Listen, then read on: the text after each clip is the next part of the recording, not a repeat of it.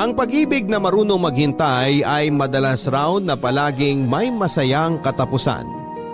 Pero sa totoong kwento ng buhay, hindi lahat ng magkarelasyon ay nagkakaroon ng panghabang buhay na pagsasama. Ikaw kapuso, ano ang pinakamasayang alaala ang meron ka kasama ang taong mahal mo? Ang tunay na pagmamahal ay hindi nasusukat sa edad, estado ng buhay, itsura ng tao o kung ano paman. Dahil kapag tumibok ang puso mo ay magiging bulag at bingi ka na rin sa sinasabi at ipinapakita ng ibang tao. Hindi naman kasi lahat ay pwede tayong maintindihan at sa lipunan na mapanghusga. Kung nasaan man tayo ngayon para maging masaya tayo, ay kailangan nating maging matatag sa mga sasabihin ng ibang tao. Ang sulat na ating babasahin para sa Sabado na ito ay pinadala ng ating kabarangay na si Manuel. Isang lalaki na nagmahal at maagang nabiyudo, kaya ibinuhos na lamang ang kanyang oras sa trabaho para makalimutan ang matinding kalungkutan. Ang hindi niya alam, nakatakda niyang makilala ang isang babae na muling magpapatibok ng kanyang puso. Si Clara, isang dalaga na ang edad ay halos kalahati lamang ng sa kanya. At dahil sa agwat ng edad nila, marami silang negatibong bagay mula sa ibang tao. Maraming pagsubok ang darating upang subukin ang katatagan ng kanilang pagmamahalan. Gusto mo na bang makilala si Manuel? At ang babaeng muling nagbigay sa kanya ng dahilan para maging masaya. Handa ka na bang mainis at maiyak sa kwento ng buhay niya? Minsan ba ay nagmahal ka na rin ng taong malayo ang agwat ng edad mula sa iyo? Ipinaglaban mo rin ba ang pagmamahal mo kahit na ayaw sa iyo ng mga taong nakapaligid sa kanya? O binitawan mo na lamang siya at pinalaya para hindi na kayo mahirapan? Si Manuel kaya, naging masaya kaya siya sa desisyon na pinili niya para sa kanyang sarili? Malalaman natin ang landas na pinili niya dito sa mga kwento ng pag-ibig, buhay at pag-asa sa nangungunang Barangay Love Stories. Dear Papa Dudut, isang mapagpalang araw sa iyo at sa mga kabarangay nating nakikinig ngayon. Ako nga pala si Manuel, 45 years old at nagtatrabaho sa isang bangko dito sa Pasig. Sa totoo lang ay nahihirapan akong simulan tong sulat ko dahil hindi ako marunong maglabas ng nararamdaman ko sa paggawa ng isang liham. Kaya sana ay maiparating ko pa rin ang mensahe ng kwento ko sa sulat na ginawa ko ngayon. Papadudot, minsan talaga ay hindi ko maintindihan ang buhay ng tao kung bakit kailangan pa nating maranasan na maging sobrang saya. Kung sa bandang huli, masasaktan lang din naman tayo ng sobra.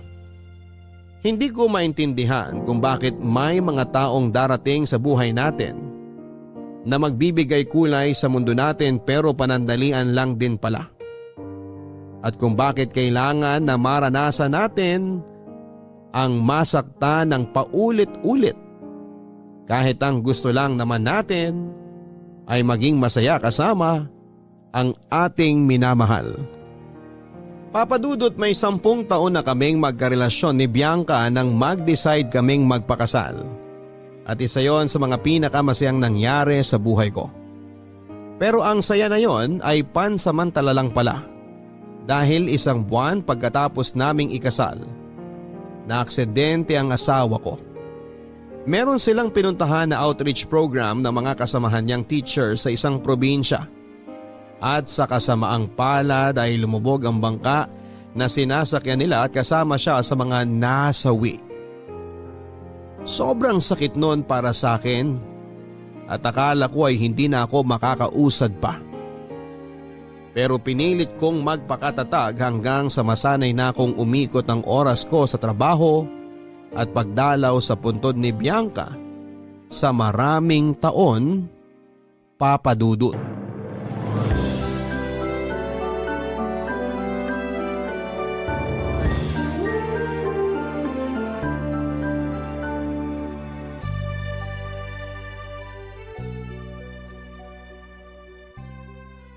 Mahal, malinis na tong puntod mo. Bagong pintura na rin, saka may mga dala akong bulaklak para sa'yo. Pinili ko talaga yung paborito mong bulaklak na Morning Glory. Ang bango talaga ng mga to. Kaya hindi nakapagtataka na ito ang paborito mo eh. Namiss ko tuloy makita mo ang ngiti mo habang inaamoy ang mga bulaklak na to. Ay, sobrang miss na talaga kita. Alam ko naman na masaya ka na dyan, kaya pinipigilan ko sarili ko na malungkot. Sorry 15 years na, pero hanggang ngayon naiiyak pa rin ako. Huwag ka mag-alala, ngayon lang ulit ito kasi birthday mo. Happy birthday, mahal. Mahal na mahal kita. Daddy, bakit iwan niyo pa ako? Ayusin ko na nga itong mga ginamit ko na pintura para mailagay ko na sa kotse. Sobrang miss ko na po kayo. Huh? Multo ba'y naririnig ko na yun? Umiiyak talaga. Daddy, dalawin niyo naman po ako. Kahit sa panaginip lang. Gusto ko na Mukhang hindi multo yung naririnig ko, makita eh. Para may umiiyak talaga na malapit dito. Gusto ko na po ulit kayo mayakap. Saan ba nanggagaling yun? Please, Daddy. Dalawin niyo na po ako. Ayun! Nasa kabilang side pala kaya hindi ko agad nakita. Lapitan ko na nga't nakakaawa naman. Daddy, miss ko na po kayo. Magpakita na po kayo sa akin. Yakapin niyo po ulit ako. Miss, ito ang panyo oh. Mukhang kailangan mo nito. Daddy? Naku, hindi ako ang daddy mo. Buhay pa ako't hindi ako multo. Hala, sir. Pasensya na po kayo ha. Akala ko po kasi Akala mo multo ko? Oo. Kasi magkasing katawan po kayo ng daddy ko. At ganyan din po siya manamit. Sabi na eh. Kaya pala bigla mo akong tinawag na daddy. Pero yun nga, hindi ako multo. Buhay na buhay pa ako at may dinalaw lang din ako dito sa sementeryo. Uno mo na itong panyo. Ipunas mo sa pisngi mo. Basang-basa ng luha eh. Okay lang ba kung uupo ako dito malapit sa'yo? Oo, okay lang. Salamat dito sa panyo ha. Tsaka, pasensya na talaga ako na pagkamalan ko kayong daddy ko kanina. Ayos lang. Malapit na rin kasi lumubog ang araw kaya medyo dumidilim na. Baka nga mamaya may totoo ng multo magpakita dito. At kung may magpapakita man sa akin ng multo dito, sana si daddy na talaga yon kasi sobrang miss na miss ko na po talaga siya. Alam mo, parehas tayo dati nang hinihiling sa tuwing dadalaw ako dito sa sementeryo. Hinihiling ko rin na sana makita ko ang multo ng asawa ko. Siya ba ang dahilan kung bakit nandito kayo? Oo, doon yung puntod niya sa kabilang side kaya hindi kagad kita nakita. Ang sabi niyo kanina, hinihiling niyo dati na makita ang multo ng asawa niyo. Ngayon po ba hindi na? Oo, hindi na. Kasi alam ko na nasa tahimik na lugar na siya. Alam mo kasi, kapag may mahal tayo sa buhay na pumanaw na at hindi natin matanggap na wala na sila, mahihirapan sila makatawid papunta sa langit. Kaya kahit gaano kahirap, kailangan natin tanggapin na wala na sila at hindi na natin makakasama kahit kailan. Yun naman po talaga ang ginagawa ko, kaya lang ang hirap po kasi. Kahit halos 1 taon nang patay si daddy, hanggang ngayon, hindi ko pa rin mapigilan ang sarili ko na umiyak sa tuwing mamimiss ko siya. Okay lang ang umiyak. Walang problema doon dahil parte yun ng pag-move on natin. Pero sana, huwag mo masyadong ipunin lahat ng bigat sa dibdib mo. Ang isipin mo na lang, kung nasan man ang daddy mo ngayon, hindi niya gugustuhin na makitang umiiyak at nasasaktan ka ng dahil sa kanya. Tama ka. Ayaw talaga ni daddy na umiiyak ako. Sige, simula ngayon, susubukan ko na ulit na tanggapin sa puso ko na wala na siya. Salamat pala sa mga payo niyo ha, sir. Manuel ang pangalan ko. O pwede mo rin akong tawagin na Tito Manuel. Mas gusto ko yung Manuel na lang, kung okay lang. Kasi kahit napagkamalan kitang daddy ko, mukha namang hindi hamak na mas bata ka sa kanya. Ayos lang naman na Manuel lang ang itawag mo sa akin. Ikaw ang bahala, Miss... Clara, Clara naman ang pangalan ko.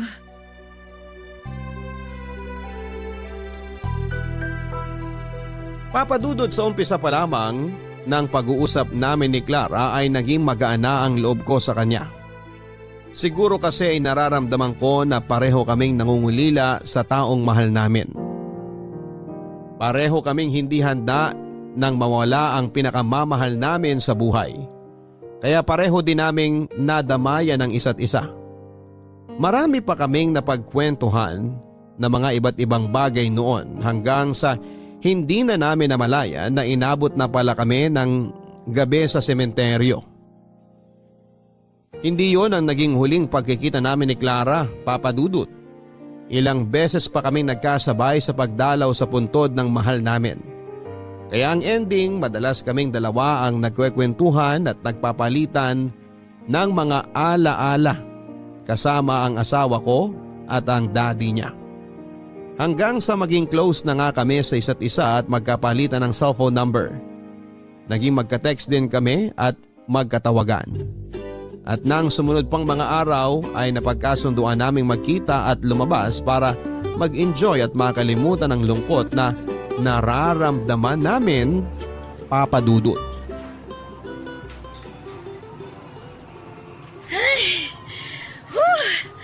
Oy, Manuel! Doon naman tayo maglaro sa may arcade. Dali! Teka lang. Medyo napagod kasi ako doon sa basketball at air hockey na nilaro natin kanina. Grabe! Ang bilis mo namang mapagod. Paano? Sunod-sunod yung laro natin. Bawat madaanan natin, gusto mong subukan yung game. Eh, ganun talaga. Minsan lang ako makapunta dito, no? Kaya sinusulit ko na. Okay lang ba kung magpahinga muna tayo sandali bago maglaro ulit?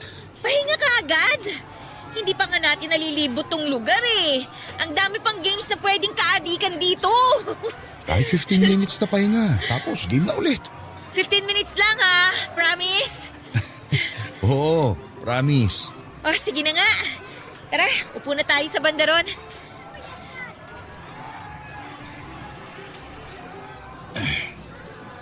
Ay, nakaupo rin sa wakas. Grabe ka. Parang 2 oras naman tayong nakatayo kung makapagbuntong hininga ka dyan. Ikaw nga mas hinihingal dyan eh. Eto, may bote ako ng tubig dito. Mas mukha ka pang pagod kaysa sa akin eh. Hindi naman ako pagod. Mabilis lang talaga akong hingalin. Pero sige, iinom muna ako ng tubig.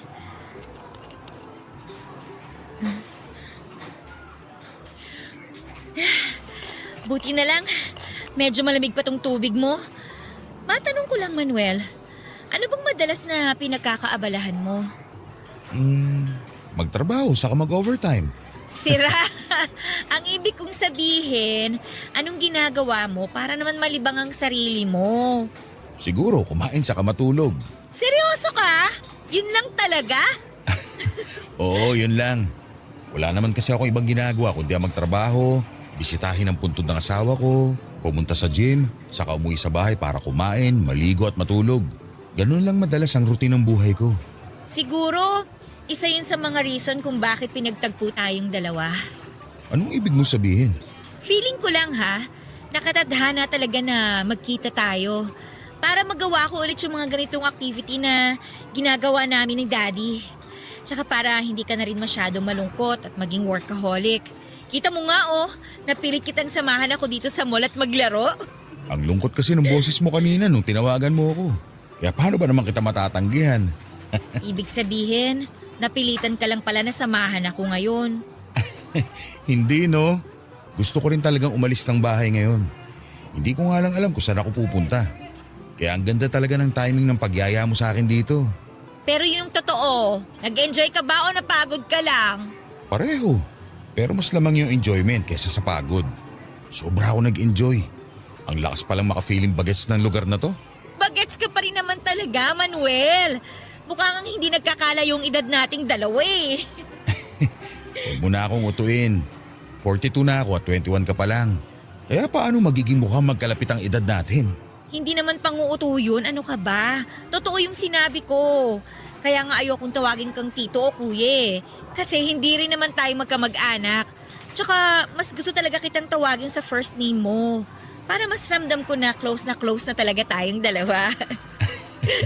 Ang dami mong sinabi. Halika na nga. Bumili muna tayo ng ice cream bago tayo maglaro ulit. Papadudod, sa totoo lang, namiss ko rin talaga ang lumabas-labas ng bahay para mag-enjoy. Mula kasi nang mawala ang asawa kong si Bianca ay hindi ko na yon ginawa pa. Kahit pa nga pinipilit ako ng mga kaibigan at katrabaho ko noon na sumama sa pag-gimik nila ay hindi talaga ako sumasama. Kaya rin siguro hindi na ako nagkaroon ng pagkakataon na makakilala ng bagong babae na magpapasaya sa akin, Papadudot.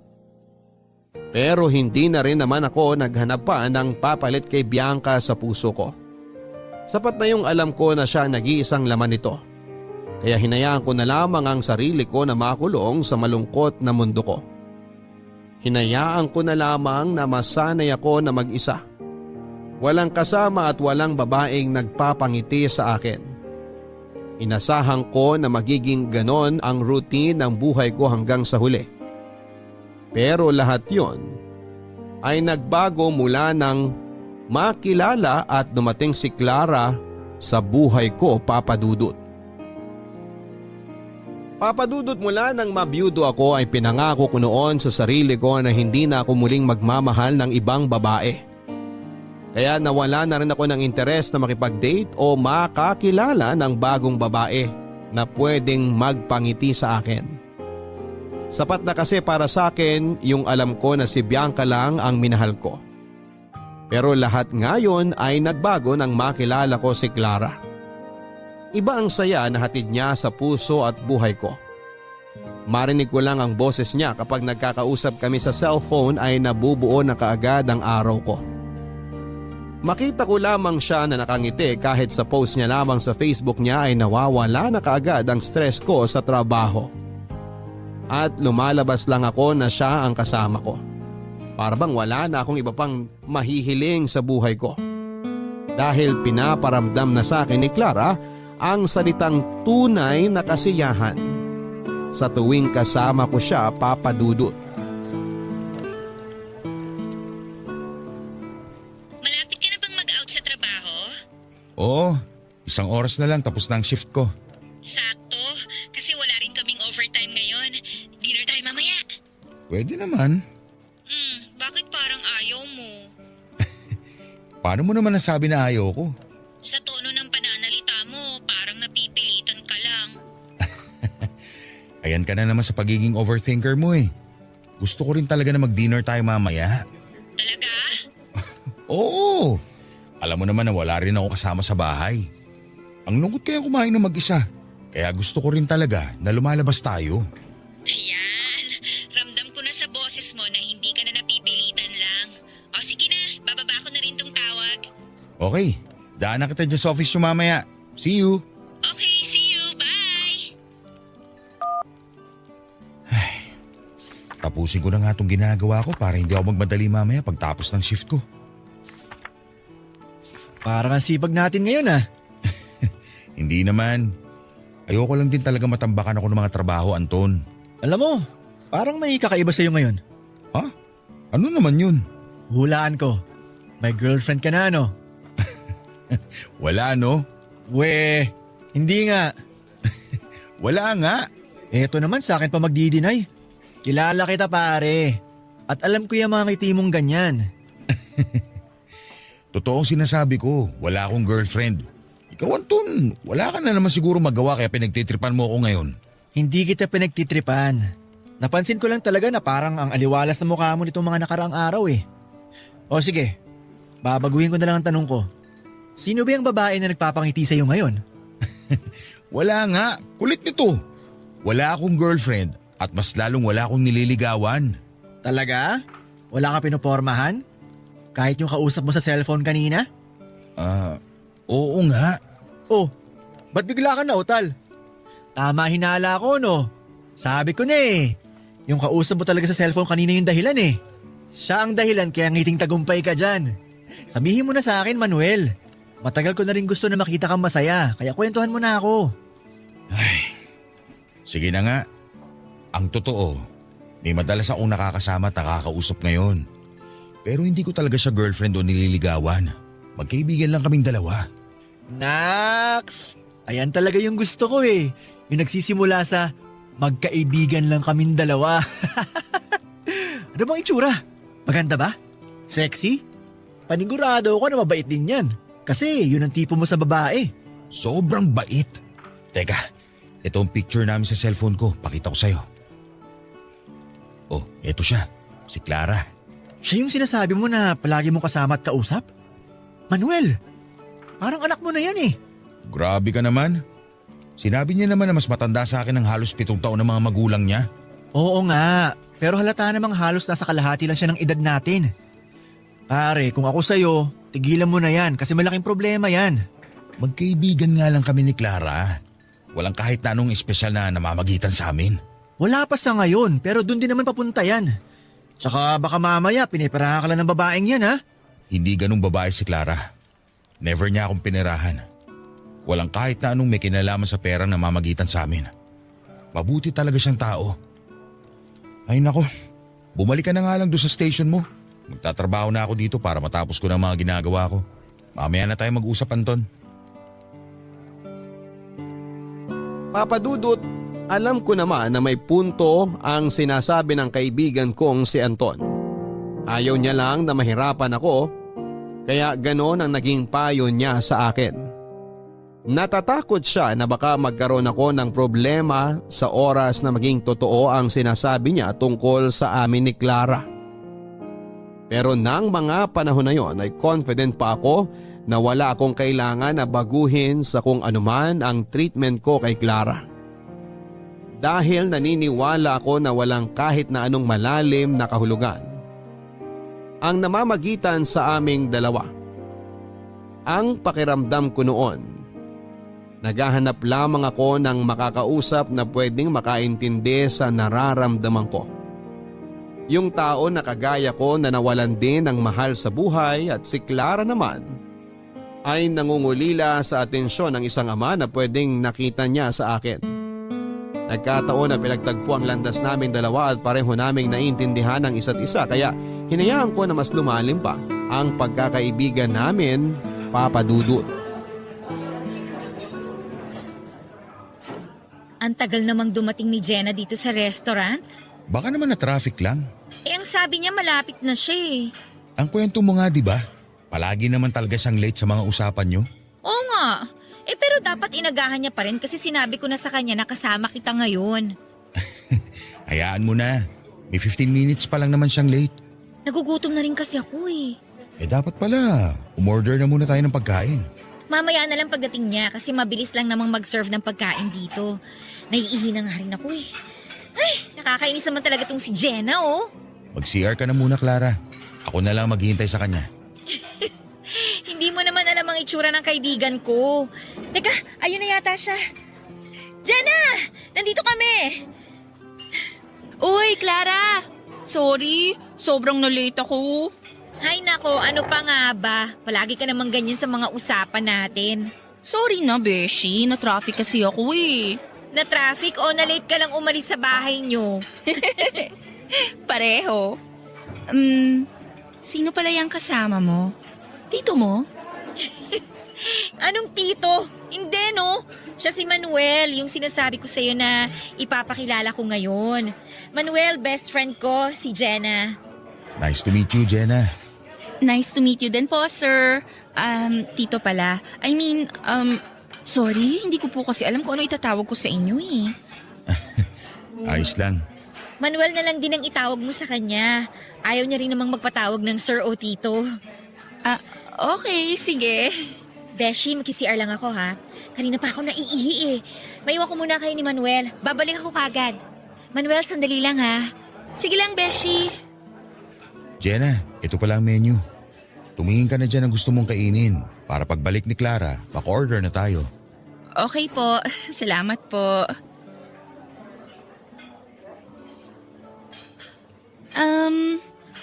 Magtatanong lang po ako. Boyfriend po ba kayo ni Clara? Kasi sa totoo lang, matagal na rin siyang hindi nagkukwento ng tungkol sa love life niya.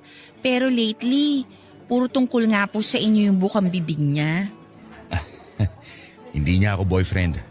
Pero nanliligaw po kayo sa kanya? Hindi rin. Magkaibigan lang kaming dalawa. Ah, okay po. Wala naman po kayong gusto sa kaibigan ko, no? Ha? Wala naman. Pasensya na po kayo sa mga tanong ko ha. Concern lang din po talaga ako kay Clara. Mula kasi nung mawala yung daddy niya, ngayon ko lang po ulit siyang nakitang ganyang kasaya. Naisip ko lang po siguro kaya siya masaya kasi nakikita niya sa inyo yung daddy niya. Kaya sana po, ituring niyo na lang ang kaibigan ko na parang anak niyo. Papadudod sa tuwing magkasama kami ni Clara sa mga public place, kagaya ng mall, restaurant o park, madalas akong napagkakamala na tatay o tito niya. Hindi naman talaga ako yung tipo ng lalaki na napabayaan na ang aking sarili o itsura. Matikas pa rin naman ang tindig ko. Maganda ang pangangatawan ko dahil regular akong nagji-gym at masasabi ko na mas bata akong tingnan kaysa sa edad ko. Hindi ako basta lang nagbubuhat ng sarili kong bangko. Ang mga sinabi kong ito ay narinig ko rin mula sa kaibigan o katrabaho ko. Dahil wala naman akong ibang pinagkakabalahan noon, ay naging regular talaga ang pagpunta ko sa gym para hindi mapabayaan ang katawan ko. Ganun pa man, alam ko na hindi sapat yon para hindi mahalata ng iba ang agwat ng edad namin ni Clara. Sa totoo lang din ay hindi ko alam kung bakit parang nasasaktan ako sa tuwing napagkakamalan ako na tatay o tito ni Clara. At nasaktan din talaga ako sa sinabi ng kaibigan niya na hindi kami bagay sa isa't isa, Papa Dudut. Papa Dudut, alam ko na sa umpisa pa lamang ay problema na talaga ang hatid sa akin ng espesyal na nararamdaman ko para kay Clara. Pero anong magagawa ko? Sobrang hirap pigilan ng sinisigaw ng puso ko. Sinubukan ko namang kontrolin ang lahat, lalo na nang magsimula kong maramdaman na unti-unti na akong nahuhulog sa dalagang halos ang edad ay kalahati lamang ng edad ko. Pero sa tuwing magkakasama kami, mas lalo lamang akong nahuhulog sa kanya. Kaya isang desisyon ang ginawa ko noon. Kahit sobrang hirap para sa akin ay sinimulan ko siyang iwasan. Hindi ko sinasagot ang mga tawag o text niya. At kung nagkakasabay man kaming pumunta sa sementeryo, umaalis din kagad ako at sinasabi ko sa kanya na may ibang lakad ako na kailangang puntahan. Mahirap talaga yon para sa akin, Papa Dudut, kasi ng mga panahon na yon ay wala akong ibang gustong gawin kung hindi ang makasama lamang si Clara, Papa Dudut.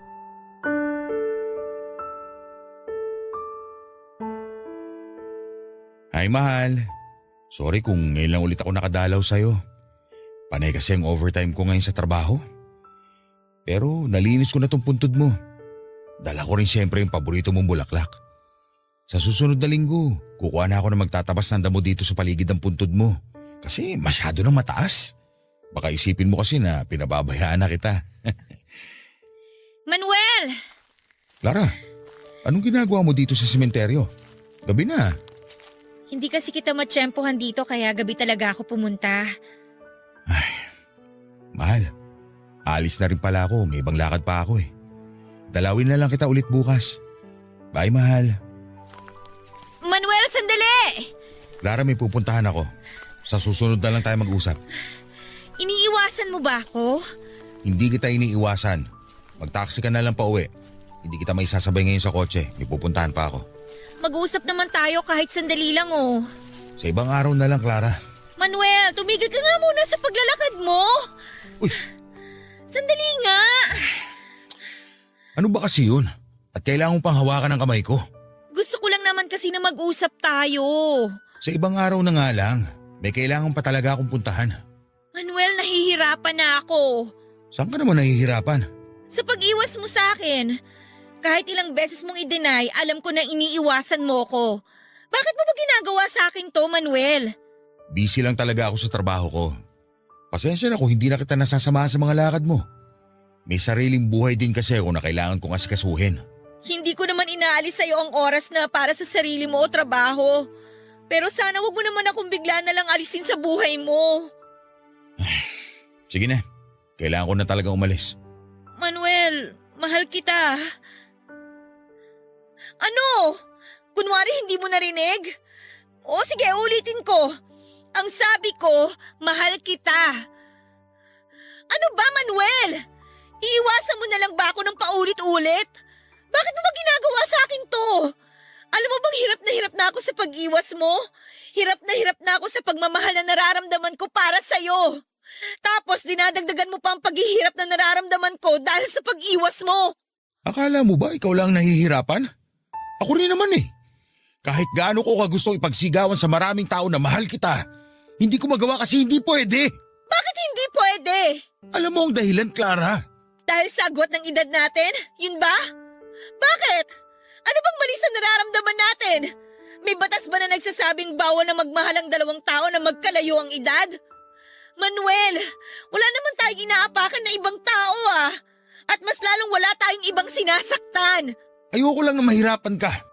Alam ko naman na kapag tinuloy natin to, magkakaroon lang tayo ng magulong relasyon. Kaya okay lang sa'yo na masaktan ako? Maniwala ka't sa hindi.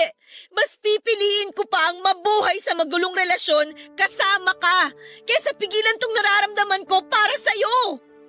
Mahal kita. At ngayong alam ko nang mahal mo rin ako. Hindi na ako papayag na iwasan mo pa ako.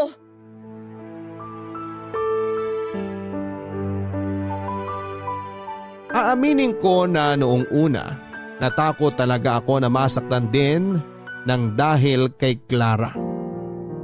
Inisip ko kasi na baka naghahanap lang siya ng atensyon at kalinga ng namatay niyang daddy na sa akin niya natagpuan. Isa yon sa mga dahilan kung bakit pilit kong pinigilan ang espesyal na nararamdaman ko para sa kanya. Baka kasi nagkakamali lang siya ng interpretasyon sa nararamdaman niya. Baka akala niya pagmamahal na yon pero hindi pa rin pala at pareho lang kaming masaktan sa bandang huli. Kaya lang ay sadyang malakas ang sigaw ng mga puso namin kesa sa pagpuna ng mga taong nakapaligid sa amin. At hindi ko na nga rin tuluyang napigilan pa ang sarili ko na aminin na sa kanya na pareho kami ng nararamdaman para sa isa't isa. Doon na rin nagsimula ang relasyon namin ni Clara.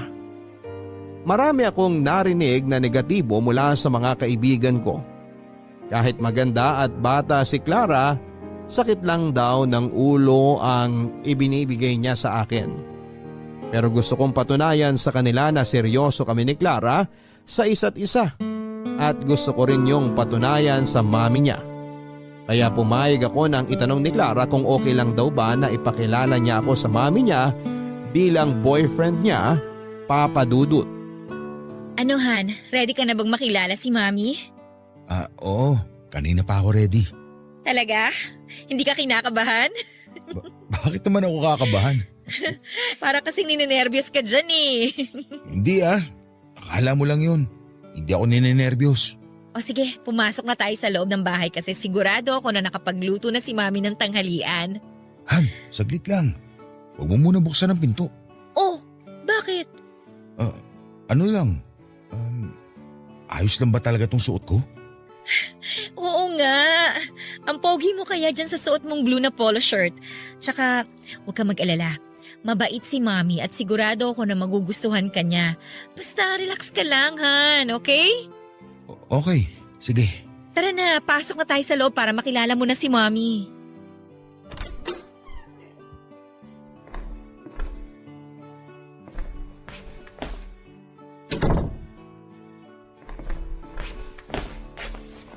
Mami, nandito na po kami ni Manuel. Oh, mabuti naman at dumating na kayo kasi naghahain na rin ako dito ng... Sino yung kasama mo, Clara? Hindi niyo po ba narinig na binanggit ko ang pangalan niya kanina lang? Siya po si Manuel, Mami. Boyfriend ko. Manuel, siya naman ang Mami ko. Magandang tanghali po, tita. Kung makatita ka sa akin, parang ang layo ng agwat ng edad natin ah. Mami, may 7 taon din po ang tanda niyo kay Manuel kaya sa tingin ko, ayos lang po na tawagin niya kayong tita. May dala nga po pala akong cake para po sa dessert natin mamaya. Ilagay mo na lang dyan at maupo na kayo ni Clara. Kukunin ko lang ang ulam para makapagtanghalian na tayo. Tara Manuel, upo na tayo. Mukhang ayaw sa akin ng mami mo, Han. Akala mo lang yun, pero gusto ka niya para sa akin. Kinikilala ka pa lang niya kaya kunwari masungit siya. Oh, ito na ang niluto kong dinuguan. Wow, amoy pa lang. Nagutom na kagad ako. O di ba paborito mo rin to, Han? Oo, lalo na kapag maraming sahog na isaw ng baboy. Maglalagay na ako ng kanin sa plato mo, ha? Unahin mo nang lagyan ng kanin yung plato mo, Clara. Matanda na yang si Manuel. Siguro naman, kaya niya na maglagay ng kanin sa sarili niyang plato. Oo nga po, kaya ko na pong gawin yun. Ako na maglalagay, Clara. Si Mami talaga, ang sungit. Sabi niyo hindi niyo susungitan ng boyfriend ko pag ipinakilala ko sa inyo. Malay ko ba na halos kaidaran ko na yung boyfriend na kinukwento mo sa akin? Kumain na nga lang tayo bago pa ako tuluyang mawala ng gana. Papa Dudut, wala akong ibang intensyon ng araw na yon kung hindi ang ipakita sa mami ni Clara na seryoso ako sa relasyon naming dalawa. Kahit inaasahan ko na ang mga tingin na gagawin niya sa akin at mga salitang maririnig ko ay naglakas loob pa rin ako na pumunta sa bahay nila at ipakilala ang sarili ko. Alam ko naman na hindi sapat ang isang araw na pagpunta ko sa bahay nila para mapatunayan sa kanya na seryoso ako. Pero ramdam ko kaagad na hindi niya ako tanggap para sa anak niya. Sa kabila ng hindi maayos na pakikitungo at pakikipag-usap niya sa akin ang gabing yon ay wala akong ibang ginawa kung hindi ang magpakita ng respeto sa kanya. Naiintindihan ko naman kasi ang reaksyong ipinapakita niya sa akin. Alam ko na gusto niya lamang protektahan ang nag-iisang anak niya. Kaya kahit na hindi naging maayos ang unang pagkikita at pag-uusap namin ng mami ni Clara, nangako ako sa sarili ko na hindi ako titigil hanggat hindi ko napapatunayan sa kanya na seryoso ako at mahal ko talaga si Clara, Papa Dudut. Papa Dudut, sa kabila ng kaliwat ka ng pamumuna ng ibang tao sa aming relasyon ni Clara ay nagawa naming balewalain ang mga yon. Hanggang sa hindi na namin napansin na halos 1 taon na pala ang relasyon namin. Kagaya ng sinabi ko kanina, hindi ako sumuko na makuha ang loob at tiwala ng mga taong malapit kay Clara. Pinakita ko sa kanila na hindi ako kagaya ng ibang lalaki na masama ang intensyon sa kanya. Sa kabila ng hindi maayos na pakikitungo sa akin ng mami ni Clara, ng mga kaibigan at iba pang kamag-anak niya ay naging magalang pa rin ako sa kanila at nagpakita ng respeto ko. Kahit kailan, hindi ko sila pinakitaan ng hindi magandang ugali, Papa Dudut. Araw-araw ay inihahatid ko si Clara mula sa trabaho hanggang sa bahay nila. Tuwing Sabado at Linggo rin ay nandun ako sa bahay nila para dumalaw sa kanila ng mami niya. Papa Dudut, pakiramdam ko naman ay hindi ako nabigo na makuha ang tiwala ng mga taong mahalaga sa buhay ni Clara. Dahil unti-unti ay kinausap na ako ng maayos ng mami niya at mga kaibigan. Hanggang sa maramdaman ko na totoong welcome na ako sa buhay niya. Ang sarap pala ng ganong pakiramdam. Yung alam ko na tanggap na ng mga taong nakapaligid sa amin ang relasyon naming dalawa. At sa first anniversary namin ni Clara ay nagulat ako nang ayain niya ako na magpakasal na kami. Akala ko nung una ay nagbibiro lang siya pero syempre hindi ko na tinanggihan pa yon. At sinimulan na naming planuhin ang lahat ng para sa kasal naming dalawa, Papa Dudut.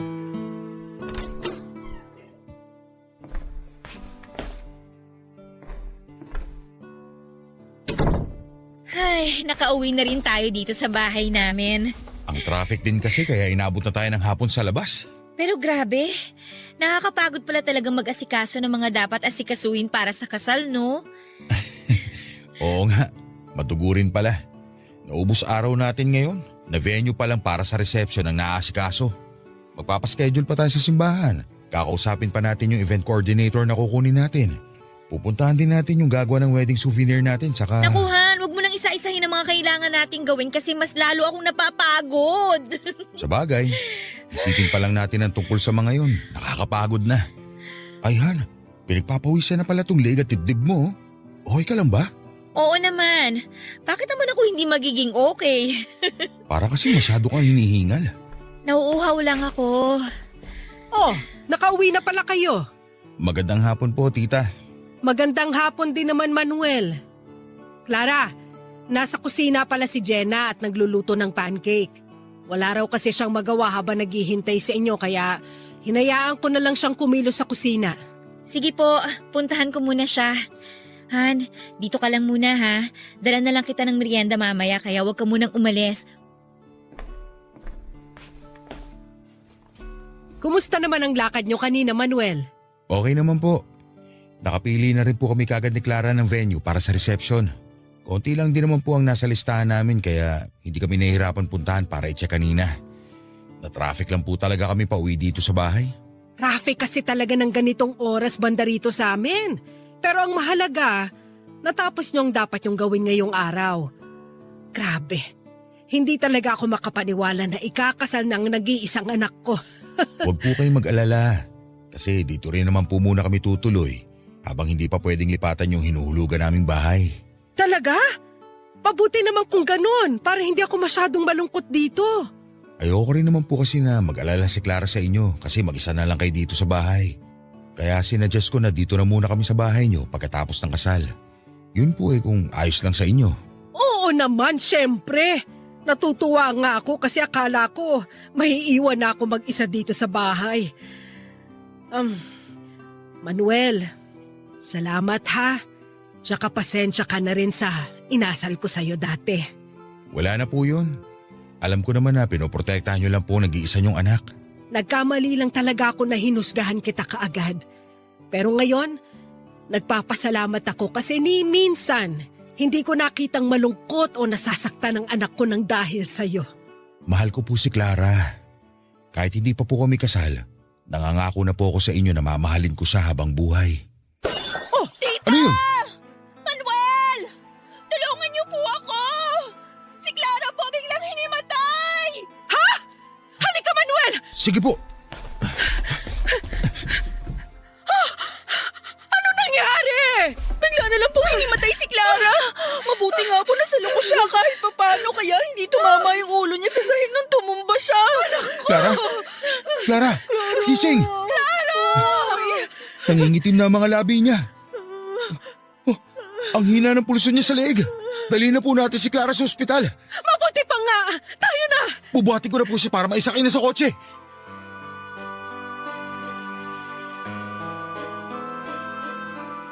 Papadudot halos manginig ang mga braso ko habang nagdadrive papunta ng ospital dahil hindi ko talaga alam kung anong nangyari noon sa girlfriend kong si Clara. Kung bakit bigla na lamang siyang hinimatay at nangitim ang mga labi niya na para bang nahihirapan siyang huminga.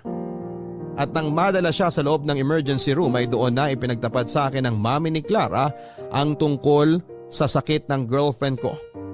Bata pa lamang siya ay meron na siyang rheumatic heart disease. Ilang beses na siyang kinumbinse ng mami niya na magpa-opera sa puso. Pero tumanggi siya dahil natatakot si Clara na baka mas umikli pa ang buhay niya nang dahil sa operasyon na yon. Hindi ako makapaniwala sa mga nalaman ko, Papa Dudut. Lalo na nang sabihin ng doktor na na-cardiac arrest si Clara ng araw na yon. Pero na-revive naman nila. Papadudod kaya pala biglaan ang pagyaya sa akin ni Clara na magpakasal na kaming dalawa kasi gusto na niyang sulitin ang mga oras na pwede niya pa akong makasama bilang asawa niya. Ang sakit lang kasi.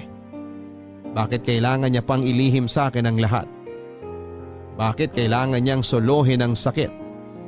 Bakit hindi niya ako hinayaan na damayan siya? May part din sa sarili ko na naggalit ako kung bakit hindi ko napansin at iniintindi ang madalas na pamumutla niya. Ang mga malalim na paghingal niya at kung bakit parang ang bilis niyang mapagod. Kaya naman nang sabihin ng doktor na stable na ang lagay niya, hindi na ako umalis sa tabi niya hanggang sa magising si Clara. Doon ko siya tinanong kung bakit hindi niya kaagad sinabi sa akin ang tungkol sa sakit niya. Ang sabi niya ay ayaw niya lang na mag-alala ako. Ayaw niyang maapektuhan ang relasyon naming dalawa at gusto niyang maramdaman ang normal na buhay kasama ako, Papa Dudut.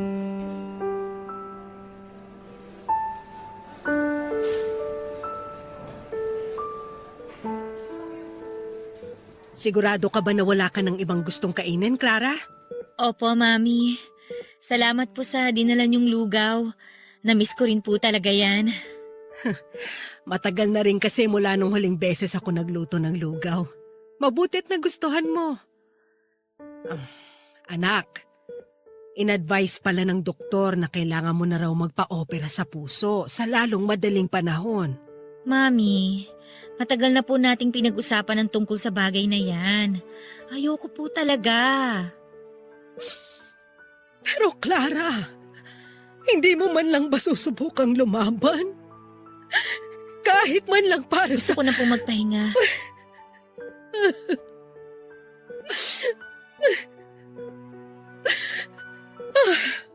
Sige, anak.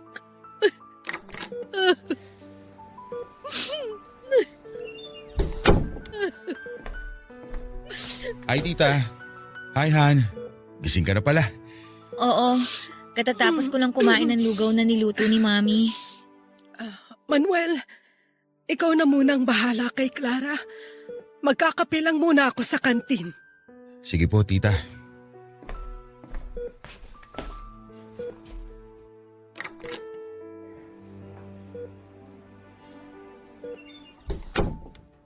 Oh, bakit parang umiiyak si tita? Kinausap niya na naman kasi ako tungkol sa operasyon na kailangan daw gawin sa akin, sabi ng doktor. Hindi pa rin ba talaga nagbabagong isip mo? Manuel, pati ba naman ikaw? Clara, para sa ikabubuti mo naman ang gusto mangyari ng doktor. Hindi ka naman niya i-convince na magpa-opera sa puso kung alam niya na pwede mo ikapahamak yun. Magtiwala ka lang sa mga doktor. May tiwala naman ako sa kanila at sa ospital na to. Pero wala akong tiwala sa sarili ko. Wala akong tiwala dito sa puso ko. Paano kung bigla na lang akong hindi magising pagkatapos ng operasyon? Paano kung bigla na lang huminto sa pagtibok ang puso ko? Paano kung hindi ko na ulit kayo makita? Hindi mangyayari yan. Naniniwala ako na magiging successful ang operasyon mo. Manuel, natatakot lang naman kasi ako. Natatakot ako na bigla na lang akong hindi magising. Natatakot akong mamatay. Ayoko pang mamatay. Oh, tama na. Huwag mong sabihin ang bagay na yan dahil hindi yan mangyayari. Magpapakasal pa nga tayo, di ba? Kaya hindi ka pa mawawala sa akin. Papakasalan mo pa rin ba ako? Oo naman. Tuloy na tuloy ang kasal natin. Walang sino o naman ang makakapagbago ng isip ko. Kasi kahit kailan, hindi magbabagong nararamdaman kong pagmamahal para sa'yo. Paano kung hindi na kita mabigyan ng anak pagkatapos ng kasal natin? Ayos lang sa akin yun, Clara. Kasi ang mahalaga, magkasama tayong lumalaban para mabuhay. Paano kung mapagod ka ng alagaan ako? Yan ang kahit kailan hindi mangyayari. Kasi yung pag-aalaga ako sa'yo, parte ng pagmamahal ko na hindi mawawala. Hindi mo ako iiwan? Hindi ka mapapagod sa akin? Hindi. Isa lang naman ang gusto kong mangyari, Clara. Ang makita at maramdaman ko na sinasabayan mo akong lumaban. O sige, lalaban ako para sa'yo. Pero kung sakali man na maikli lang talaga ang kwento nating dalawa, ayoko makulong ka sa lungkot, Manuel. Alam ko na mahirap, pero alalahanin mo na lang yung mga araw na magkasama tayo at sabay na tumatawa. Balikan mo yung masasayang alaala natin. Dahil ang mga alaala na yun, ang palagi ko ring babalikan saan man ako mapunta. Ano ka ba, Han? Bakit parang nagpapaalam ka na? Hindi naman. Gusto ko lang malaman mo na ang makilala at makasama ka ang pinakamasayang bahagi ng buhay ko, Manuel.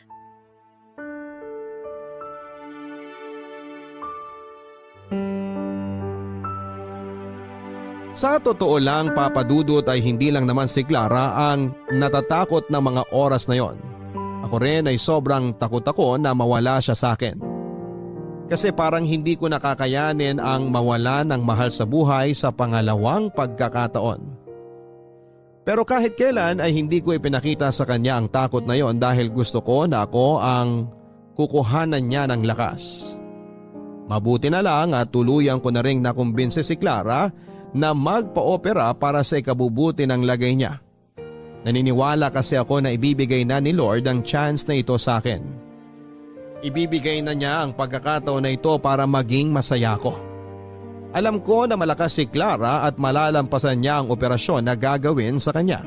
At sigurado ako na matutupad namin ang pangarap namin na makabuo ng isang masayang pamilya. Tutuparin ko ang pangako ko sa kanya na magpapakasal kami pagkatapos ng kanyang operasyon. Marami pa akong plano habang naghihintay sa nalalapit na schedule ng operasyon ni Clara, Papa Dudut. Wala naman naging problema sa gagastusin dahil i-cover na yon ng insurance na hinuhulugan ng mami niya mula noong bata pa lamang siya. Nangako rin ako sa sarili ko na gagawin ko ang lahat para maiparamdam sa kanya ang walang kapantay na pagmamahal. Na pagkatapos ng kasal namin ay gagawin ko siyang nag-iisang reyna ng buhay ko. Kaya naman araw-araw akong nagdarasal na sana ay ibigay na sa akin to ni Lord. Na ibalato na niya sa akin si Clara. Huwag niya naman sanang kunin ang babaeng pinakamamahal ko. Hayaan naman sana niya akong maging masaya sa mahabang panahon. Pero siguro, hindi talaga lahat ng dasal ay pinakikinggan ni Lord. Hindi lahat ay pinagbibigyan niya na maging masaya dahil 3 araw bago ang operasyon ni Clara ay bigla siyang binawian ng buhay dahil na cardiac arrest siya sa pangalawang pagkakataon. At tuluyan na siyang hindi na-revive ng mga doktor. Tuluyan na niya akong iniwanan, Papa Dudut. Sobrang nahirapan akong tanggapin ang pagkawala ni Clara. Hindi ko na noon maintindihan kung anong nangyayari sa buhay ko. Hindi ko alam kung bakit kailangan makaranas ako ng walang kapantay na sakit pagdating sa usaping pag-ibig. Kung bakit ganon, bakit kung kailan nakilala ko na ang pangalawang babae na nagbigay kulay sa buhay ko. Kailangan kaagad siyang kunin sa akin ni Lord. Ganoon ba ako kasamang tao para hindi niya hayaan na maging masaya kasama ang mahal ko? Ano bang naging malaking kasalanan ko para parusahan ako ng ganito? Napakarami ko pang tanong na ni isa ay wala namang nasagot. At sa huli na-realize ko na hindi ko pala dapat na kine-question ang plano ni Lord sa buhay ko. Dahil ang lahat ng mapapait na pangyayari na dumadaan sa akin ay hindi isang parusa. Hindi rin isang pagsubok kung hindi daan para makita ko ulit ang sarili ko na nagtitiwala sa kanya. Dahil aaminin ko na mula nang mamatay ang unang asawa kong si Bianca, parang nakalimutan ko na rin ang magdasal, magpasalamat at manampalataya sa Poong May Kapal. Pero nang makilala ko si Clara, siyang naging daan para maniwala ako na hindi pa pala ako pinabayaan ni Lord. Dahil sa pinaramdam niya ulit sa akin kung gaano kasarap ang mabuhay kasama ang taong mahal ko. Papadudod sa huling araw ng burol ni Clara ay tinuloy ko ang kasal naming dalawa. Pumayag naman ang mami niya sa gusto kong mangyari. Yung pinsang kong pare ang nagkasal sa amin kaya naging mabilis ang proseso ng lahat. Paraan ko na rin yon ng pagtanggap na kahit wala na siya, alam ko na natupad ko ang pangako ko sa kanya na pakakasalan ko siya at mamahalin sa panghabang buhay. At bago siya tuluyang mailibing, mahigpit kong niyakap ang katawan niya habang paulit-ulit na binubulong sa tenga niya ang sobra-sobra kong pasasalamat dahil dumating siya sa buhay ko. Ilang beses kong ibinulong sa kanya kung gaano ko siya kamahal. May 3 taon na rin po ang nakakalipas mula nang iwanan ako ni Clara, Papa Dudut.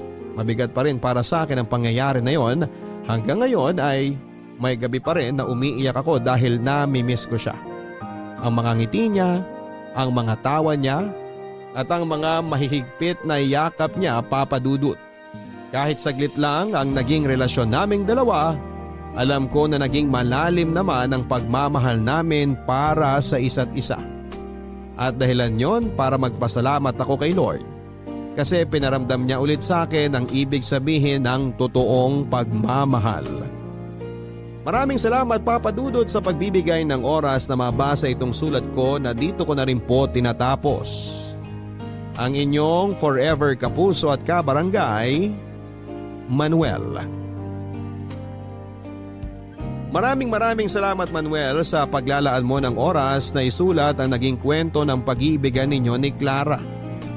Alam ko na hindi naging madali para sa iyo ang maiwan ng mahal mo sa pangalawang pagkakataon. May mga pangyayari talaga sa buhay na madalas hindi kagad natin maintindihan ang kadahilanan. Lalo na kapag nasasaktan tayo ng sobra o nawawala ng mahal sa buhay. Pero gusto ko lang ipaalala sa iyo Manuel na hindi totoong hindi lahat ng dasal ay hindi pinakikinggan ng Poong May Kapal. Sadyang may mga hinihiling lang tayo sa Kanya na hindi na pagbibigyan dahil alam niya kung ano ang mas makakabuti para sa atin. Meron siyang mas magandang plano para sa ating lahat. Isang plano na kahit minsan mahirap intindihin. Sa huli ay marirealize natin na yon ang mas makakabuti hindi lang para sa ating sarili kung hindi pati na rin para sa mga taong nakapaligid sa atin. Muli ay maraming salamat Manuel at dalangin ko na sana ay dumating ang araw na maramdaman mo na totoong masarap at masaya pa rin ang mabuhay kahit na hindi na natin kasama ang mga mahal natin. Salamat sa sulat na naging napakalaking inspirasyon sa ating mga kabarangay para sa araw na ito. Hanggang sa muli ako po ang inyong si Papa Dudut sa mga kwento ng pag-ibig, buhay at pag-asa sa Barangay Love Stories number 1. May iba't ibang paraan ng mga tao para malaman ang mangyayari sa kanilang kinabukasan.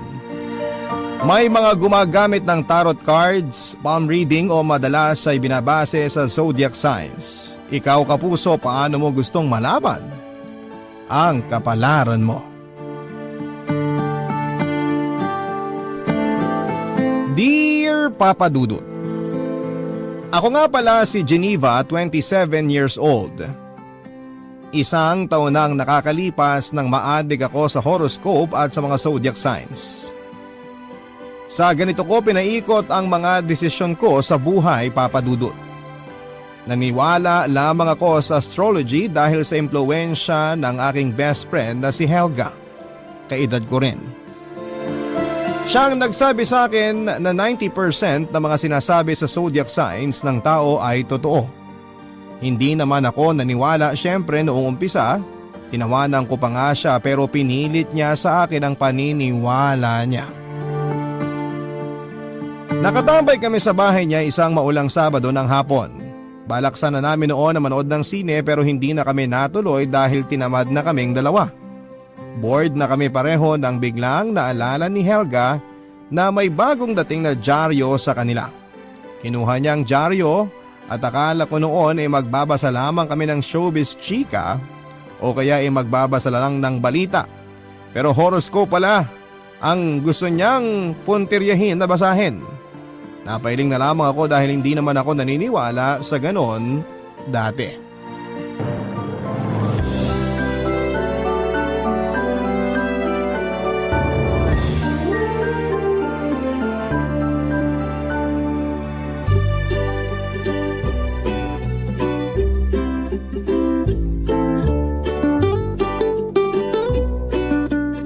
Magbasa tayo ng horoscope.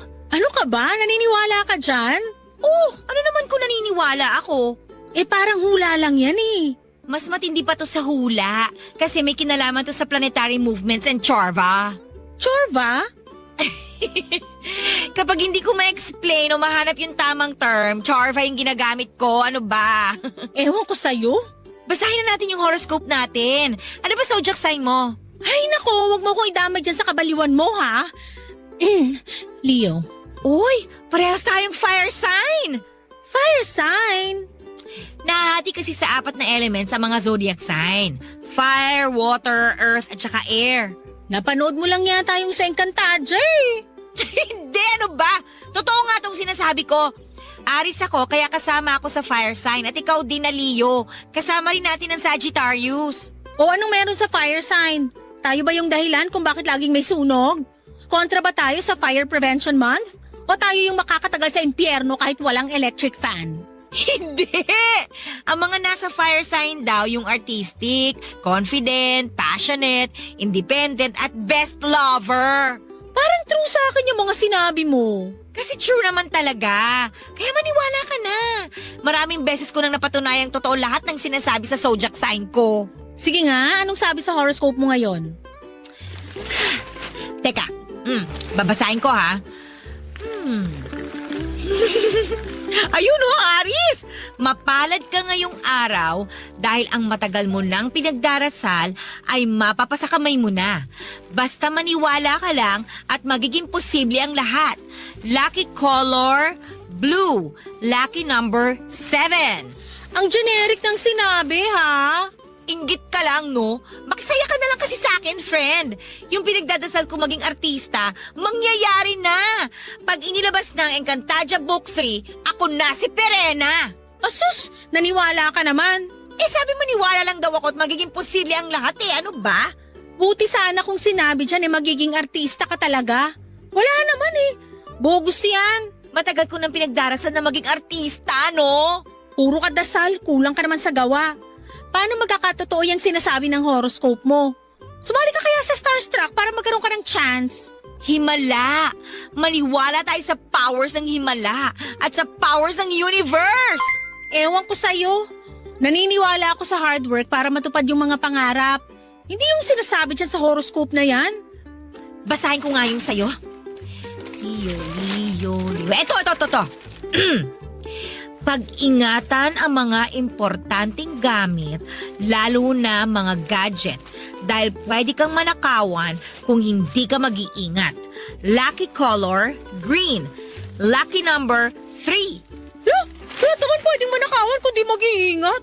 Nakakatawa yung horoscope na yan Maniwala ka na lang. Mag-ingat ka, okay? Magsuot ka ng green. Kung meron kang kulay green na damit na may tatak na number 3, isuot mo. Yak! Ano yun? Jersey sa liga? No! No ka dyan. Maniwala ka na lang. Papatunayan ko sa yung hindi totoo yung sinasabi dyan sa horoscope na yan.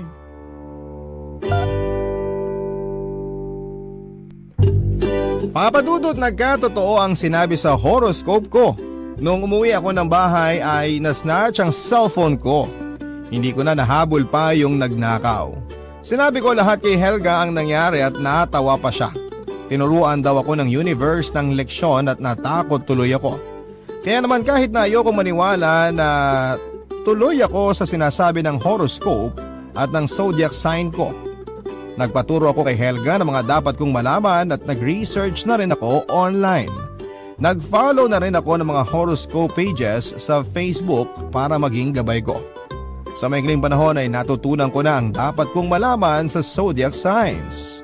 Napunta na nga rin kami ni Helga sa pag-alam sa kung anong zodiac sign kami compatible. Na-realize kasi namin na kaya siguro hindi nag-work out ang mga relasyon namin before ay dahil mali kami ng pinatulan. Mukhang tama naman noon ang hinala namin. Pinag-usapan naming dalawa mga zodiac signs na compatible kami. Yun na lang noon madalas naming ginagawa kapag magkasama kami ng best friend ko, Papa Dudut.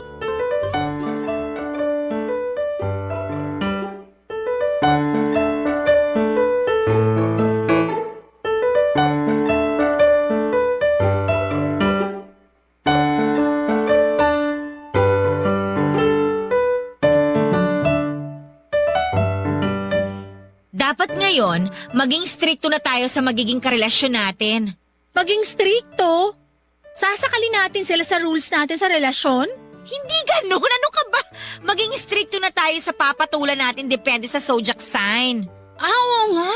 Tamang behavior yan. Nabasa ko na yung mga compatible sa fire sign. Ako rin. Pati yung mga dapat nating iwasan. Sabi rito sa akin, water signs daw yung mga hindi natin makakasundo. Kasi sila ang mag-aapula ng apoy natin. At the same time, matutuyo ang tubig dahil sa sobrang init ng fire natin. True, sis! So yung mga water sign ay Cancer, Scorpio at Pisces. Kaya pala kaaway ko yung kuya ko. Pisces siya eh. Di kami magkasundo lagi. Ako naman may ex akong Scorpio. OMG! Pag nagawan mo ng kasalanan, forever ka nang hindi papatawarin. Nakakatuyo! Kaya nga 3 months lang yung tinagal ng relasyon namin eh. Ginost ko na talaga. Patawarin na lang ako ng mahabaging langit. May cancer din akong dinate dati. Grabe kapag nagagalit, ang sasakit ng mga sinasabi. Di ako umubra. Napatawad na kaya ako ng langit nung ginost ko siya? Mukhang tayong nasa fire sign na magaling mang-ghost ah. Igo-ghost lang natin pag di siya yung tamang tao sa atin. Charot! Kaya nga dapat maging maingat na tayo eh. So ang dapat nating ide-date ay yung mga air sign o yung katulad nating nasa fire. So Gemini, Libra at Aquarius. Oo, sila raw yung nakakalakas ng fire natin in a good way. Good daw sila sa ego nating nasa fire sign. Lalo ka na, Leo ka. Okay. Ayan, alam na natin kung kanino tayo compatible. Sana naman sa guidance ng zodiac signs natin hindi na tayo matisod sa maling tao. Kaya dapat unang topic hindi yung tungkol sa ulam mo o kung kumain ka na ba. Ano yung zodiac sign dapat? Baka ma-weirdohan sila sa atin pag yun agad yung topic natin. Pwedeng alamin natin yung birthday nila. Tapos kapag nalaman nating nasa water sign sila, alam na this. Hashtag magiging multo ulit. Paano kung super bet natin? Kailangan natin magtimpi. Ano ka ba? Hindi lahat ng masarap dapat kainin. Kaloka ka? Okay. Kailangan natin maging maingat kung gusto nating forever na yung next na relasyon natin. Tama! Maniwala tayo sa sinasabi ng universe. Inalam namin lahat ng zodiac signs na mga sumubok manligaw sa amin. Lahat na busted namin dahil kabilang sila sa mga dapat naming iwasan. Nang hinayang pa nga kami kasi kahit yung mga crush namin nalaman naming hindi kami compatible. Inekis na tuloy namin sa listahan ng mga pangalan nila. Nung tumagal ay naubusan na kami ng mga manliligaw pero hindi naman kami sumuko kaagad. Sinabi na lang namin sa mga sarili namin na baka challenge lamang yon ng universe. Nung mas tumagal pa ay nawala na kami ng gana na makakahanap pa kami ng forever namin. Naisip nga namin, forever na ata kaming magiging single. Nalungkot kami lalo pat maraming mali na binabase namin sa astrology ang lahat. Minsan nga ay naisip naming itigil na lamang. Pero mabubuhayan kaming muli ng loob dahil ang goal namin mapunta sa kakompatible namin para maging masaya ang love life namin. Kaya naman nag-explore na rin kami sa mga dating site para lamang mas marami kaming options ng mga panahon na yon na naghahanap kami ng love life, Papa Dudut. Barangay Love Stories. Barangay Love Stories. Nabasa ko sa horoscope ko na may makikilala raw ako na babago ng love life ko. Kinilig ako noon dahil sa wakas ay meron na rin ibibigay ang universe sa akin. Pinaghandaan ko talaga yon at nagdasal pa ako na sana kung sino man siya ay forever na kami dapat. Hindi ko naman siya kaagad nakilala. Lumipas pa ang ilang buwan noong biglang may nakilala ko. Malakas ang kutob ko noon na siya na yung nakatakda para sa akin. Itago na lang po natin siya sa pangalang Harry. Nakilala ko siya sa isang dating app, mas matanda siya sa akin ng 2 taon. Malaki ang pagkakahawig niya kay Matt Lozano.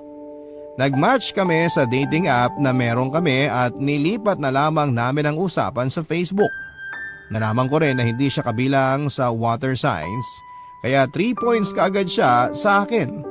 Nag-date na rin kami at naging komportable, Papa Dudut. Kaya naman naisipan ko na siya na nga yung regalo ng universe para sa akin.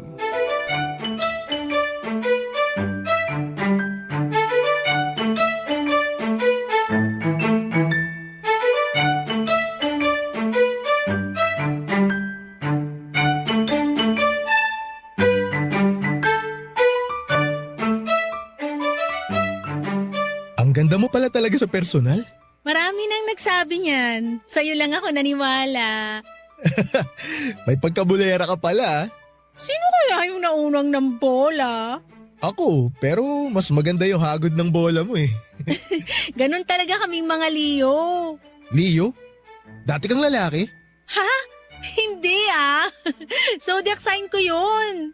Ah, kinabahan naman ako bigla. Pasensya ka na, di kasi ako familiar sa zodiac signs eh. Hindi ka naniniwala sa astrology? Wala kasi akong alam dyan. Baka kaya hindi talaga ako naniniwala. Ano bang zodiac sign mo? Wala nga akong alam dyan. Kailan birthday mo? May 4th, Anong year? yearly. Hindi ko napaghandaan yung joke mo ah. So, ano raw yung zodiac sign ko? Taurus, earth sign ka. Kayo yung mga kalmado, pasensyoso at logical. Parang gusto ko na tuloy maniwala sa zodiac signs. Bakit? Tumpak ba yung sinabi ko? Oo. Nasabi rin ba na kami yung matitigas ang ulo? Parang nabasa ko nga yan. Bull daw kasi ang nagre-represent sa sign nyo eh. Eh, kilala ang bull sa pagiging matigas ang ulo, di ba? Ah, okay. Gets ko na. Mukhang masyadong importante sa'yo yung zodiac sign ng isang tao para mag-click kayo ah. Ah, oo. Lately lang namin napatunayan ng friend ko na tama yung sinasabi sa zodiac signs namin. Lahat kasi ng mga dinate namin, hindi nag-workout kasi kontra sa signs namin. Pero tayo, okay naman no? Bakit? Ayaw mo ba? Siyempre gusto ko. Kaya nga sana may second date pa tayo. Hindi pa nga tayo tapos sa first date natin eh. Nagsisimula pa nga lang tayo. Advanced kasi ako mag-isip. Ang natural lang ng usapan namin noon ni Harry, Papa Dudut. Napakasarap niyang kausap na tipong ayaw na naming matapos noon ng gabi. Naramdaman kong compatible kaming dalawa. Doon ko talaga napatunayan na totoo ang sinasabi sa astrology. Wala na akong ibang pinahiyagang manligaw sa akin kundi si Harry na lamang. Ganon ako noon kasigurado sa kanya. Nakwento ko na nga rin siya kay Helga at gusto ko lang noon na ipagyabang sa kanya na binigyan ako ng universe ng taong deserve ko. Yun nga lang, hindi natuwa ang best friend ko. Nung pinuntahan ko siya at nakwento ang tungkol kay Harry ay nadismaya siya. Nung una inisip ko na baka inggit lamang siya pero may nakaligtaan kami sa zodiac signs dahil nga masyado kaming nag-focus noon sa water signs. Hindi namin alam na hindi ko rin pala compatible ang mga nasa earth signs tulad ng Virgo, Capricorn at Taurus. Hindi ko na sana yon tatanggapin pero pinabasa sa akin lahat ni Helga ang nasa astrology book niya, Papa Dudut.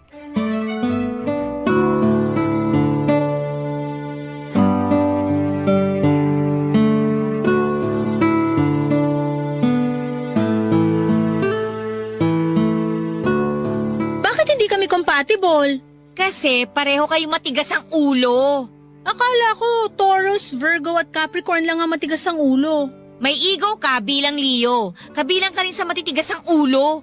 Ayokong tanggapin yan. See? Yan ba ang hindi matigas ang ulo? Anong gagawin ko? Okay naman kami ni Harry eh. Sa ngayon, oo. Nasa dating stage pa lang kayo eh. Malamang wala pang pakitaan ng sungay yan. Nilabas ko na nga yung buntot ko eh. Tanggap naman niya. Pero siya, syempre hindi pa niya ilalabas yun, no? Nanliligaw eh. Malamang puro magaganda pa yung ipapakita niya sa'yo. Kapag tumagal na, hindi na. Bukod sa pagiging matigas ang ulo, ano pa? Bakit hindi kami compatible? Dahil pareho kayo matigas ang ulo, maraming bagay kayong hindi pagkakasunduan. Hindi rin magiging maganda ang communication ninyo. Alam mo naman na kailangan maganda ang communication pagdating sa relasyon, di ba? Uy, may mga magaganda rin akong alam tungkol sa relasyong Taurus and Leo ha? Kala mo? Tulad ng... Sex! Ha? Sensual daw ang mga Taurus dahil ruled sila ng planet Venus. Kaya Kaya mag-work yun sa pagiging passionate ng mga Leo. Kaya, compatible kami. Hindi lang sex ang basihan ng lahat. Kung puro sex ang gagawin mo dahilan sa relasyon, hindi kayo magtatagal. Gusto ko lang maging positive, no? Lately kasi puro negative na yung nasasagap natin dahil sa kakabasa ng astrology. Hoy, parang sinusukuan mo na yung astrology ah. Tandaan mo, ilang beses tayong niligtas nito ha. Alam ko naman yun, pero gusto ko lang kasi na itry ngayon na hindi sumunod since nafe-feel ko naman na may chemistry kami ni Harry. Tadhana nga nagbibigay ng chance, diba? Ako pa kayang taong marupok lang? Hay nako, bahala ka dyan. Itatapon mo na lang talaga lahat ng natutunan natin sa mga zodiac sign natin? Nagkatotoo lahat ng mga sinulat tungkol sa atin. Mag-isip-isip ka, Geneva. Pero ikaw, kung ayaw mo talaga makinig, hala, sumigi ka sa gusto mong gawin. Basta ha, huwag kang lalapit sa akin pag naging broken-hearted ka dyan sa Taurus guy mo.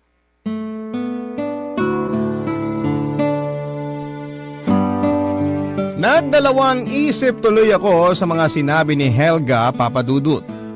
Nagbasa akong muli ng zodiac sign ni Harry at nagtugma nga lahat ng sinabi ni Helga. Bukod pa doon ay na-confirm ko rin sa ugali ni Harry ang lahat. Pasimple ako nagtanong tungkol sa mga gusto niya at ayaw.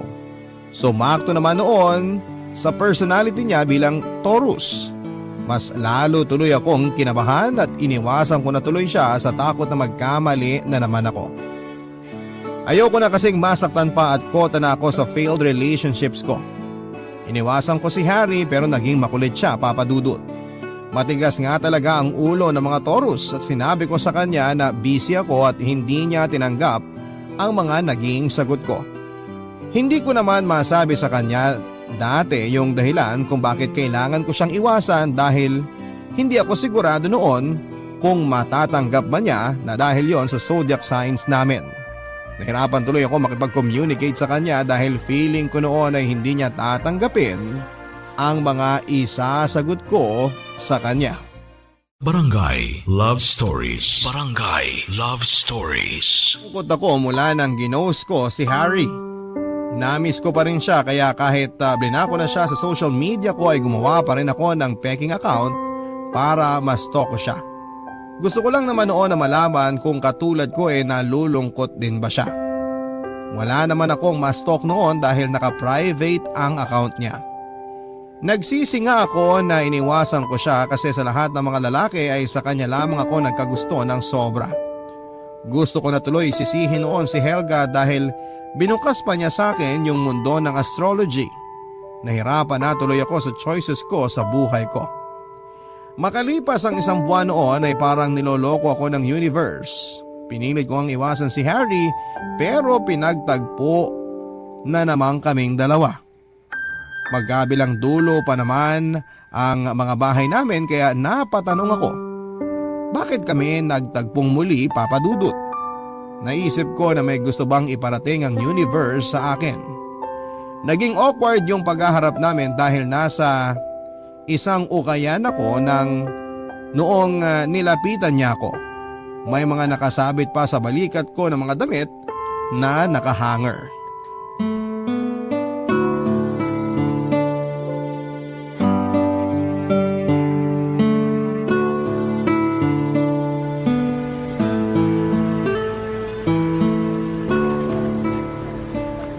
Oh, Harry? Hi, Anong ginagawa mo rito? napadaan lang. Malapit lang kasi rito yung pinagparkan ko ng motor ko. Ah, ako naman nag-window shopping. Mukhang marami ka nang na window shopping ah. Nasa balikat mo na lahat ng damit eh. Kaya pa ba? Isusukat ko lang naman to, hindi ko naman bibilhin. Huwag kang magsusukat ng panty rito ah. Sure. So, kumusta ka naman? Okay naman. May nagawa ba ako? Ha? Bakit bigla ka nalang nawala? Bakit mo ako ginost? Ginost? Hindi ah. Binlock mo ako sa lahat ng social media accounts mo eh. Nag-deactivate lang ako. Huwag ka na magsinungaling. Sinearch kita sa account ng ibang tao. Hindi ka naman deactivated. Sadyang binlock mo lang ako. Saka na tayo mag-usap, Harry. Marami pa kasi akong gagawing window shopping eh. Sandali, mag-usap tayo. Sabi mo sa akin kung ano yung nagawa ko. Nababaliw na kasi ako kakaisip eh. Okay naman tayo, di ba? Akala ko nga gusto mo rin ako eh. Harry, Hindi tayo aalis dito hanggat hindi mo sinasabi sa akin yung totoo. ayoko. Please? Hindi. Akala ko ba kaming mga Taurus ang matitigas ang ulo? Bakit parang sa ating dalawa mas ulo ng mga Leo ang matitigas? Parehas lang tayong matigas ang ulo kaya hindi tayo pwedeng mag-workout. Ginudge mo na agad dahil lang sa pagiging matigas ang ulo? Hindi lang yun eh, marami pang iba. Tulad ng? Basta marami. Marami at lahat yun nakasulat sa zodiac signs natin. Kaya mo ako iniiwasan dahil sa zodiac signs natin? Akala ko ba okay tayo? Akala ko compatible tayo. Akala ko malakas ang chemistry natin. Akala ko rin nung una. Pero nagkamali ako, kaya please, layuan mo na ako, hindi tayo compatible. Huwag mo naman sanang ibase lahat sa zodiac signs. Sorry, pero malaki ang ambag ng astrology sa buhay ko. Humingi ako ng sign sa universe na kapag hinabol ako ni Harry, meant to be kami. Pero hindi nga niya ako hinabol. Hinayaan niya ako makaalis sa ukayan na yon nang hindi man lang ipinaglaban ang pagmamahala naming dalawa. Naiyak na lamang ako noon dahil inuna ko na naman ang pride ko. Nasira na nga yung love life ko, hindi ko pa nasukat yung mga damit na gusto ko sa ukayan. Nasira tuloy ang buong araw ko dahil sa kakasunod sa astrology. Hindi na ako muling hinabol pa ni Harry, Papa Dudut. Nalungkot ako lalo. Hindi na rin ako sumubok munang makipag-date, hindi pa ako nakaka-move on kay Harry. Pero parang gusto nga ata talaga ng universe na hindi ako makapag-move on sa kanya. Isang araw ay bigla na naman akong nasorpresa nang bigla kaming pinagtagpo.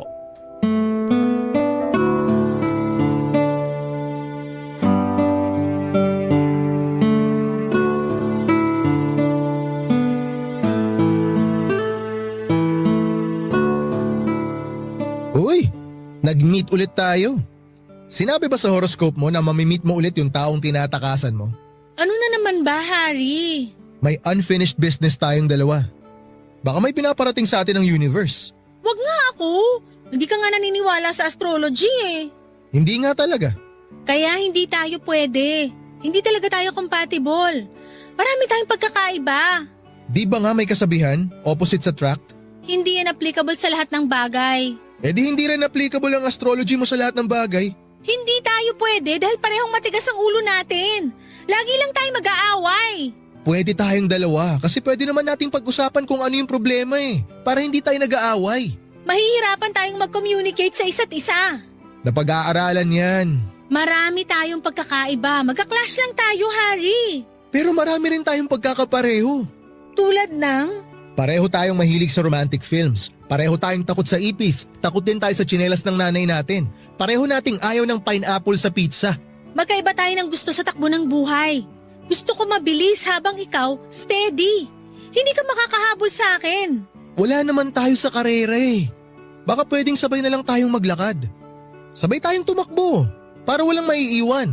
Sabay na rin tayo magpahinga kapag napagod na. Mahilig kaming Leo sa adventure. Kayong Taurus gusto nyo? Chill lang. Adventure? Tara, umakyat tayo ng bundok. Adventure yung pag-akyat sa'yo, di ba? Pag nasa tuktok na, mag-chill naman tayo ron. So pareho nating magagawa yung gusto natin. Di ba? Paano kung di tayo mag-workout? Pinangungunahan mo na kasi, paano kung pwede tayong mag-workout? Magkaiba kasi tayo ng mga pinaniniwalaan. Ako naniniwala sa sinasabi ng astrology. Marami na kasing nagkatotoo. Okay, sige, marami. Pero hindi ibig sabihin lahat nagkakatotoo. Ilang beses ko nang napatunayan na tama ang sinasabi sa mga zodiac sign. Kaya nga kita iniwasan eh. Nakasulat na talaga na di tayo pwede para sa isa't isa. Nakasulat na yun sa kapalaran natin. Naniniwala ako na tayo ang gumagawa ng kapalaran natin. Nababago yun depende sa kagustuhan natin. Geneva, gusto kong baguhin kung ano man yung nakasulat sa ating dalawa. Kung meron man. Paano? Wala tayong laban sa universe. May laban tayo. Ipakita lang natin sa universe na yan na i-workout natin yung meron sa atin. Hindi man match ang zodiac signs natin pero pwede nating i-workout ang relasyon natin. Kasi gusto natin. Ang dali lang kasing sabihin eh. Okay, sige. Ano bang relasyon ng madali? Wala. Kasi lahat tinatrabaho, pinaghihirapan. Ako naniniwala ako na kailangang i-workout ang relasyon at hindi dapat umasa sa kapalaran para magkatuluyan kayo. I-workout ang pagkakaiba, pag-usapan ng mga problema. Yun ang sikreto ng forever. Hindi dahil sa mga nababasa mo sa dyaryo o internet. Hard work ang kailangan sa relasyon kung gusto nating magtagal. Geneva, gusto kita. Wala akong pakialam kung di compatible ang zodiac signs natin. Ang importante sa akin, nagkakasundo tayong dalawa at napapasaya natin ang isa't isa. Baka pwedeng yun na lang muna. Kesa nai-stress ka dyan sa sinasabi ng zodiac signs na yan. Diskumpiyado man ako noong una sa namamagitan sa amin ni Harry ay napawi naman yon. Lahat ng sinabi niyang gusto niya ako at willing siyang ilaban ang relasyon namin. Naniwala ako sa kanya at binigyan ko siya ng chance, Papa Dudut. Naging kaming dalawa at masasabi kong yon ang pinakatamang desisyon na nagawa ko pagdating sa love life ko. Naging masaya ako sa feeling niya kahit sabihin pang medyo bothered pa rin ako sa zodiac signs namin. Nawala naman kahit papaano yung pag-overthink ko lalo't gumagawa ng paraan si Harry para maging maayos ang relasyon naming dalawa. Totoo naman, Papa Dudut, na nagkakaroon kami ng problema ni Harry base sa mga pagkakaiba namin sa ugali at tama naman ang mga zodiac signs namin. Yun nga lang, hindi namin yun hinayaan na maging problema para masira ang relasyon naming dalawa. Kung meron man kaming hindi pagkakaintindihan ay inaayos namin kaagad. Kung may mga toxic kaming nakasanayan, sinusubukan naming baguhin hindi lang para magtagal ang relasyon namin, kundi para maging mas maayos kaming mga individual. Maraming salamat po sa pagbasa ng aking liham. Ako ang inyong kabarangay forever, Geneva.